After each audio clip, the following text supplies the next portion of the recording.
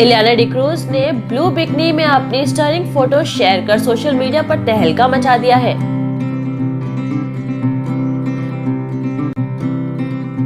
Bikini look में इलियाना डिक्रूज की tone body देखकर फैंस के पसीने छूट रहे हैं। इलियाना सोशल मीडिया पर एक्टिव रहती है और आए दिन अपनी फोटो वीडियो शेयर कर फैंस के दिलों की धड़कनें बढ़ाती रहती है।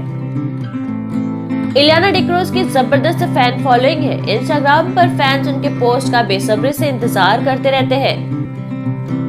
इलियाना डिक्रूज आखिरी बार फिल्म बिग बुल में नजर आई थी। ये फिल्म कुछ खास कमाल नहीं दिखा पाई थी। एक्ट्रेस जल्द ही अनफेयर एंड लवली फिल्म में नजर आएंगी। इस फिल्म की इलियाना ने शूटिंग भी पूरी कर ली है। वहीं इलियाना डिक्रूज कुछ म्यूजिक वीडियो में भी नजर आ चुकी है। इसके अलावा कैटरीना कैफ के भाई के साथ उनके रिलेशनशिप की खबरें भी पिछले दिनों काफी चर्चे में थी।